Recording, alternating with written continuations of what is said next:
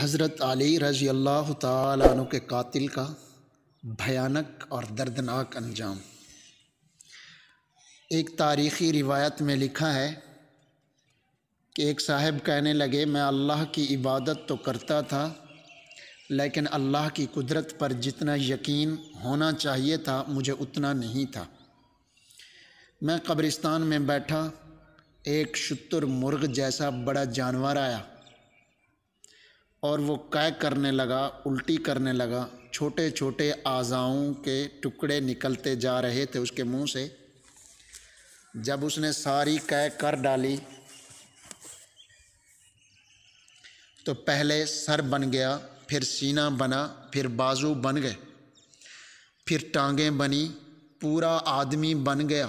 جو کچھ اس نے قے کیا، اس کے قے سے، اس کے منہ سے جو گوشت کے لوتھڑے ٹکڑے نکلے ان سے پورا آدمی بن گیا۔ پھر اس جانور نے اس کو کاٹنا شروع کیا، ٹکڑے ٹکڑے کر کے اس کو کھاتا جا رہا تھا۔ کہنے لگا، کئی دفعہ میں نے ایسا دیکھا، پھر میں نے دعا مانگی، اے اللہ اس پرندے کو گویائی عطا فرما دے، اس کو قوت گویائی دے، یہ مجھ سے بات کرے، مجھے بتائے کہ یہ کون ہے۔ اللہ تعالیٰ نے اس پرندے کو قوت گویائی عطا فرمائی تو وہ پرندہ کہنے لگا، میں اللہ کا فرشتہ ہوں، قیامت تک اس کو یہی سزا دیتا رہوں گا۔ پھر دعا کی، یا اللہ اس آدمی کو بھی قوت گویائی عطا فرما دے تاکہ یہ مجھے بتا دے اور میں عبرت حاصل کروں کہ کس بنا پر اس کو یہ سزا مل رہی ہے۔ اللہ تعالیٰ نے اس بندے کو بھی قوت گویائی دی، وہ بولنے لگا، کہنے لگا، میں عبد الرحمن بن ملجم ہوں، میں نے حضرت علی رضی اللہ تعالیٰ عنہ کو قتل کیا تھا۔ جب حضرت علی رضی اللہ تعالیٰ عنہ کو نیزہ مارا تو خون بہا۔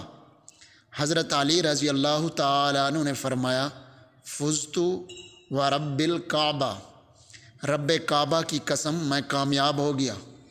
تو کامیابی کیا ہے؟ اللہ تعالیٰ کے نام پر آدمی قربان ہو جائے۔ دیکھو، قتل اصحاب الاخدود قرآن کریم کے اندر فرما دیا گیا، اصحاب اخدود 12,000 تھے، وہ جل گئے۔ سورج بروج کے اندر ان کا مکمل ذکر ہے، اور 70,000 کے قریب جادوگر صبح مسلمان ہو گئے، اور 10-11 بجے کے قریب پھانسی پر چڑھ گئے۔ مخالف سمت کا بازو اور ٹانگ کاٹی گئی، اور دوپہر کے وقت جنت میں پہنچ گئے۔